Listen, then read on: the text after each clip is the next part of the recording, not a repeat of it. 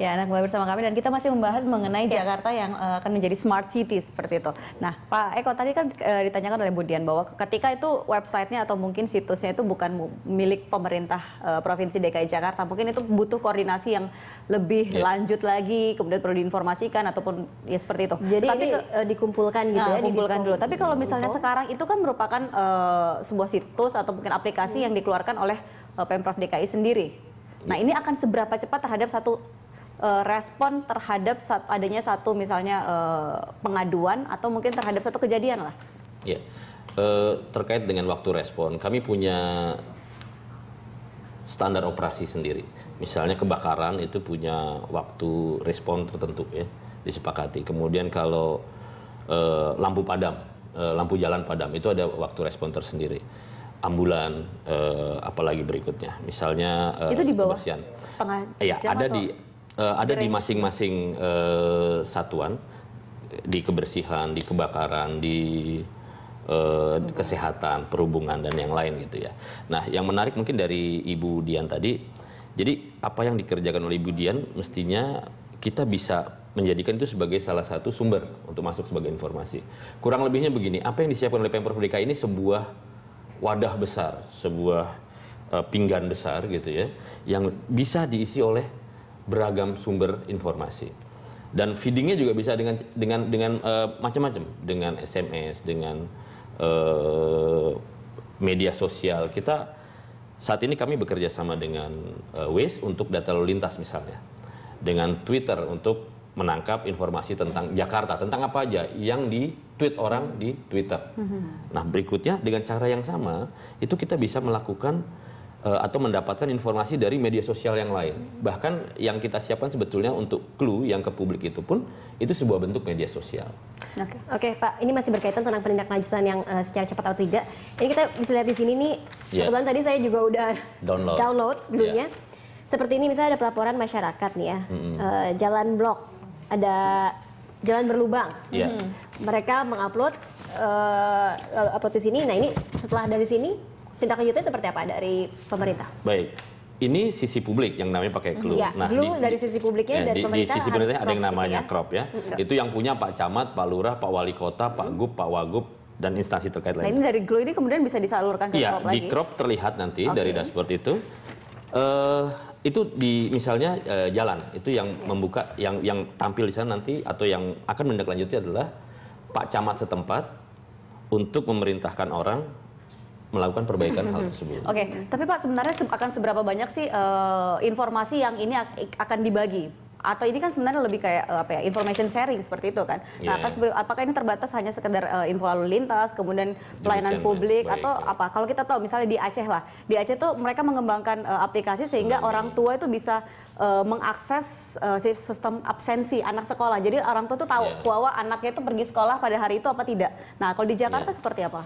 Ibu, seperti tadi saya sampaikan, cerita Smart City itu nggak ada titik akhirnya gitu ya. Jadi demikian luas bahwa kemudian ini berawal dari bagaimana kami merespon komplain dari publik.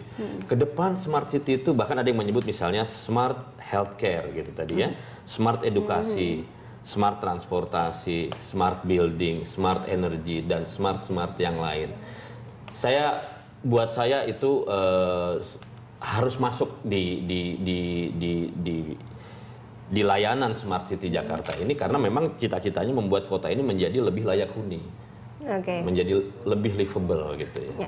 Baik, kalau dari Mbak Dian udah mencoba download dari Glue ini belum? Iya, tadi sih udah sempat lihat dan ya memang tetap yang kalau menurut saya jadi kan kalau Rujak sendiri punya persepsi sendiri tentang Smart City. Kalau misalnya tadi memang tidak pernah ada definisi absolut tentang Smart City. Kalau di Rujak berpikirnya Smart City adalah kota yang warganya cerdas dan prosesnya cerdas. Proses cerdas di sini artinya proses partisipasi publik yang baik, yang cerdas.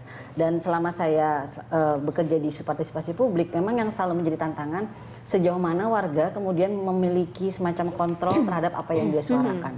Saya pikir apa yang sudah dilakukan oleh Pemda DKI Jakarta sudah maju ya dari dulu, misalnya bahwa kemudian Pemda lebih terbuka, sudah ada aplikasi yang dibuat untuk menampung respon warga atau keluhan warga atau laporan warga. Tapi kemudian seberapa jauh itu punya feedback lagi ke warga. Saya pikir itu yang masih jadi gap. Jadi hasil akhir itu tetap tidak di tangan warga atau warga nggak punya akses terhadap itu. Nah itu kalau menurut kami sepanjang partisipasi publik warga masih semacam semu, itu sebetulnya kita belum menjadi kota yang cerdas. Lalu juga ada semacam tantangan sebetulnya, karena sekarang kan kita cenderung berkota ya, mengkota. Jadi hampir lebih dari 50% penduduk Indonesia tinggal di kota-kota besar. Apalagi Jakarta, Jabodetabek itu 28 juta, Jakarta sendiri 9-12 juta ya Pak ya. Nah artinya sebetulnya kultur atau budaya berkota juga semakin penting untuk digiatkan. Nah itu kalau menurut kami juga ada tantangan bagaimana menyederhanakan pengetahuan tentang kota menjadi milik publik. Kalau saya pikir Jakarta sampai saat ini masih dikembangkan dengan nuansa bahwa teknokrat atau mereka yang ahli yang bisa mengelola Jakarta atau kota-kota di Indonesia. Justru yang kami dorong adalah bagaimana sebetulnya warga dengan pengetahuan yang mereka miliki bisa menjadi bagian dari yang mengembangkan kota tadi. Jadi, nah itu kan memang gapnya adalah di soal pengetahuan, misalnya planning, pengetahuan apa yang sebetulnya warga juga sudah miliki dengan batasan tertentu. Nah itu kalau berarti kan warganya juga bahwa mereka juga harus diberitahu bahwa mereka ketika mereka smart city ya itu bicara juga dengan warga yang cerdas, warga yang juga ikut berpartisipasi. Tetapi kalau sejauh ini mereka diajak berpartisipasi dengan sosialisasi tentunya Pak. Jadi terima kasih Bu Dian. Jadi saya ingat konsep dulu kita ngejarnya clean government Bu ya. Sekarang good governance gitu namanya. Jadi hubungan state, dunia bisnis dan warga itu tidak lagi hierarkis. Dulu memang hierarkis gitu ya, bahwa pemerintah yang mengatur gitu. Karena kalau sekarang yang disebut kolegial gitu Bu ya. Jadi partisipasi publik itu dan transparansi itu ya tidak akan ada good governance tanpa itu gitu ya.